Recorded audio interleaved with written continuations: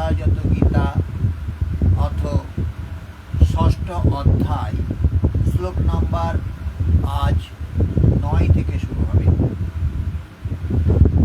সুহৃন্মিত্রার্যোদাসীনমধ্যস্থতে বন্ধুষু সাধুষ্পপি চ পাপেষু সমবুদ্ধির্বিশিষ্যতে।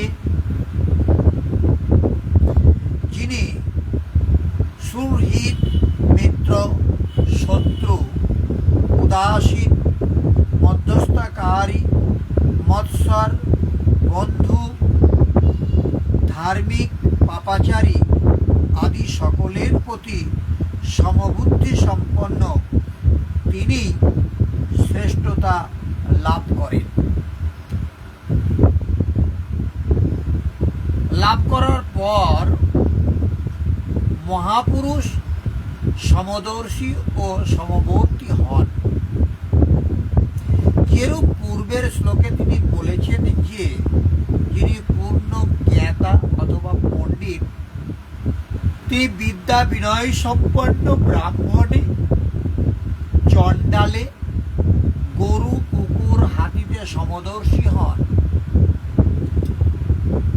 এই শ্লোক তারই পূরক। তিনি আন্তরিকতার সঙ্গে পরের উপকার করেন। এইরূপ সহৃদয়, মিত্র, শত্রু, উদাসীন, দেশী, বন্ধু, ধর্মাত্মা ও পাপীদের প্রতিও সামান্য দৃষ্টি সম্পন্ন যোগযুক্ত পুরুষ অতি শ্রেষ্ঠ।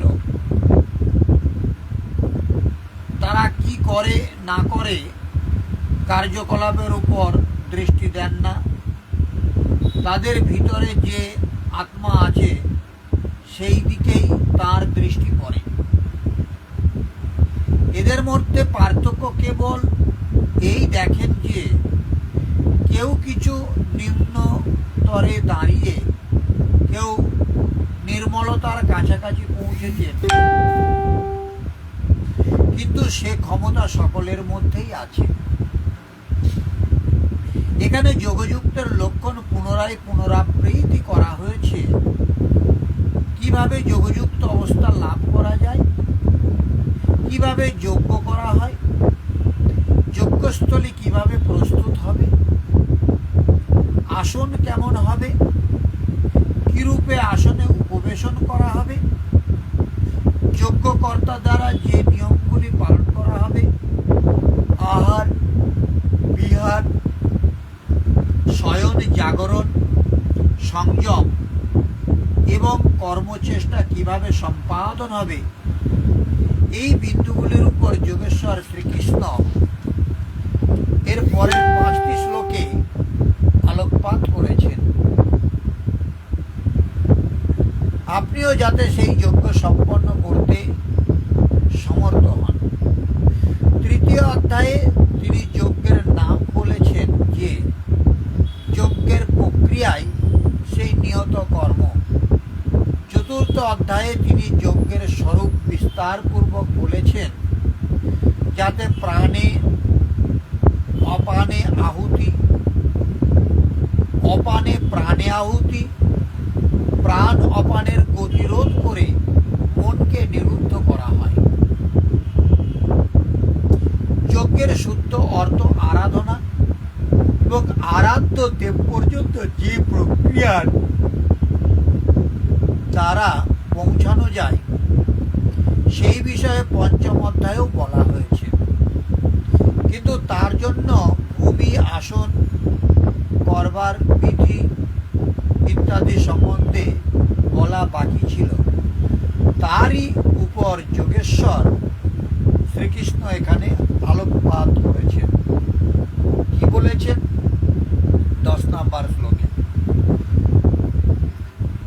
যোগী যুঞ্জিত সততমাত্মানাং রহসি স্থিতা একাকী যত চিত্তাত্মা নিরাশীর পরিগ্রহ।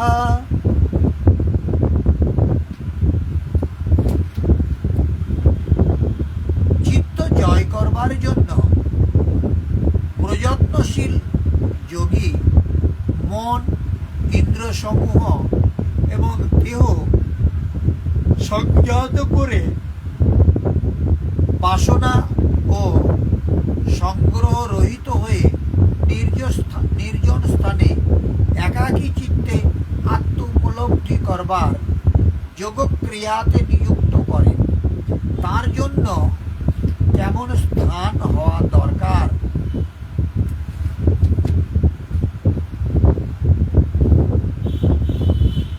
যোগারূঢ় ব্যক্তি সর্বদা ব্রহ্ম বা পরব্রহ্ম সংযুক্ত হয়ে তার দেহ, মন ও আত্মাকে নিয়োজিত করবেন।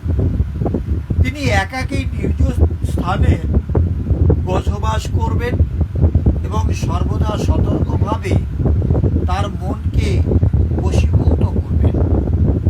তিনি বাসনামুক্ত ও পরিগ্রহ রহিত হবেন।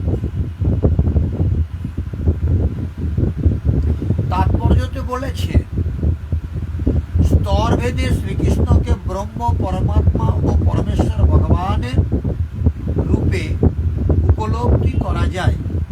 এক কথায় ভক্তি সহকারে সর্বক্ষণ ভগবানের সেবা করাই হচ্ছে কৃষ্ণ ভাবনা। কিন্তু নির্বিশেষ ব্রহ্মবাদী জ্ঞানী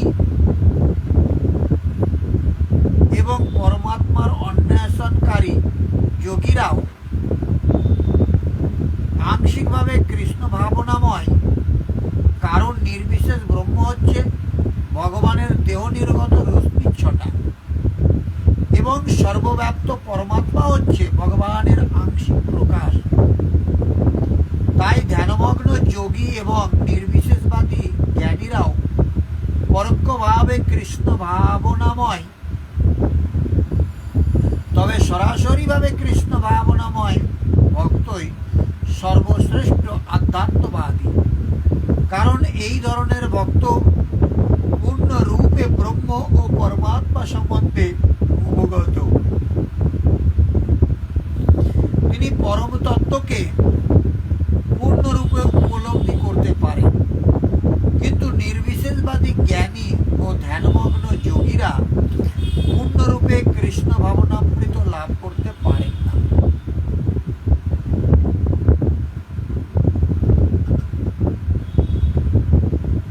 হরে কৃষ্ণ। অগ্নিদা,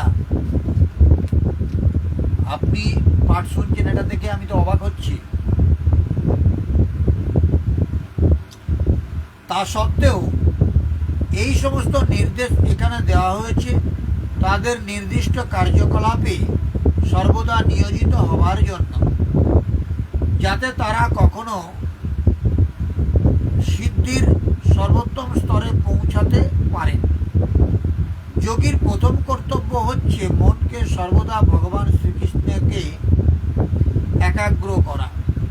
মুহূর্তের জন্য ভগবান শ্রীকৃষ্ণকে ভুলে না গিয়ে সর্বক্ষণ তার কথা স্মরণ করা উচিত।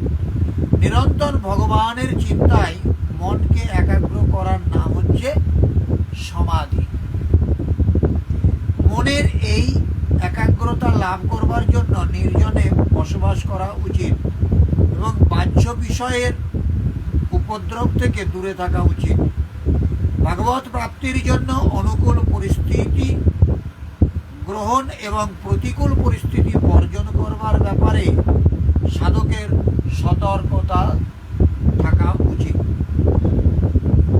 দৃঢ় সংকল্পের সঙ্গে তার অনাবশ্যক ভোগবাসনা পরিত্যাগ করা উচিত, কারণ তা পরিগ্রহ রূপে বন্ধনের সৃষ্টি করে।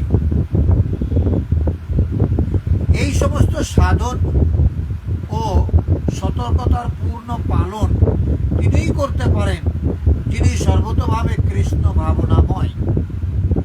কারণ সর্বতোভাবে কৃষ্ণ ভাবনাময় হওয়া মানেই স্বেচ্ছাকৃতভাবে সবকিছু বর্জন করা। এই ধরনের ত্যাগে পরিগ্রহের কোনো সম্ভাবনা প্রায় থাকেই না। শ্রীল রূপ গোস্বামীপাদ এইভাবে কৃষ্ণ ভাবনামৃতের বৈশিষ্ট্য প্রদান করেছেন।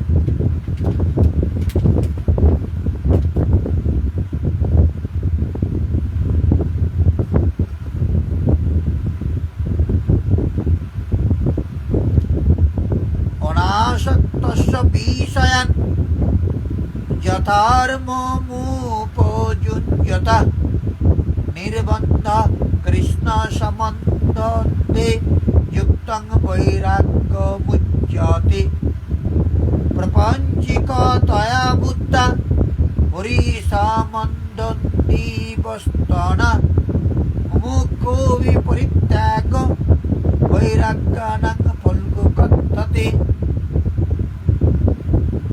বিষয়ের প্রতি আসক্তি শূন্য হয়ে এবং শ্রীকৃষ্ণের সঙ্গে সম্বন্ধযুক্ত হয়ে ভগবানের সেবার অনুকূল বিষয় গ্রহণ করাকেই বলা হয় যুক্ত বৈরাগ্য।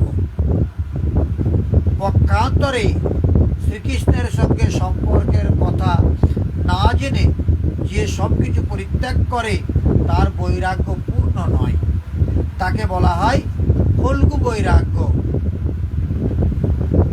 ভক্তিরসামৃত সিন্ধু গ্রন্থের 1 নম্বর স্কন্ধের 2 নম্বর অধ্যায়ের 255 থেকে 256 নম্বর শ্লোক পর্যন্ত এটা প্রতিপন্ন করা হয়েছে। কৃষ্ণ ভাবনাময় ভক্ত যথার্থ রূপে জানেন যে সবকিছুই শ্রীকৃষ্ণের সম্পত্তি। আমরা যা কিছু ভোগ করছি, বাড়ি গাড়ি বিষয় আশয়, যা সমস্ত কিছু ভগবান শ্রীকৃষ্ণের সম্পত্তি। আমরা তার দাস, সেখানে কর্ম করতে এসে আমরা এগুলো ভোগ করছি। তাই তিনি কোনো কিছু নিজের বলে দাবি করেন না। কারা দাবি করেন না? যারা কৃষ্ণ ভাবনাময়। নিজে ভোগ করবার জন্য তিনি কোনো কিছুর লালসা করেন না। কারা করেন না? যারা কৃষ্ণ ভাবনাময়। তিনি জানেন শ্রীকৃষ্ণের সেবার অনুকূলে কোনটি গ্রহণ করা উচিত এবং প্রতিকূল সম্পন্ন কোনটি পরিত্যাগ করা উচিত, এটা কৃষ্ণ ভক্ত জানেন। বিষয়ভোগের প্রতি তিনি সর্বদাই উদাসীন। কে উদাসীন? যিনি কৃষ্ণ ভক্ত। কারণ তিনি সর্বদাই অপ্রাকৃত স্তরে অধিষ্ঠিত। ভগবত ভক্ত ছাড়া আর কারোর সঙ্গে তার সঙ্গ করবার কোনো প্রয়োজন নেই বলে তিনি সর্বদাই একাকী। তাই কৃষ্ণ ভাবনাময় ভক্তই হচ্ছে পরম যোগী। আজ এই পর্যন্তই থাক। আগামী দিন আমরা 11 থেকে আবার শুরু করব। ওম সর্বে ভবন্তু সুখিনঃ, সর্বে সন্তু নিরাময়া, সর্বে ভদ্রাণি পশ্যন্তু, মা কশ্চিৎ দুঃখভাগ্ ভবেৎ। ওম শান্তি শান্তি শান্তি। সমস্ত মানুষ সুখী হোক, সমস্ত মানুষ রোগমুক্ত হোক। সমস্ত মানুষকে আমি দেখতে চাই তারা যেন কোনো দুঃখ ভোগ না করে। হরে কৃষ্ণ হরে কৃষ্ণ। অগ্নিদা থাকবেন মাঝে মধ্যে আমাদের সাথে। আজই যখন থাকলেন তারা একটা লাইক করুন, আর কিছু কমেন্ট করুন, আর একটা শেয়ার করুন। হরে কৃষ্ণ।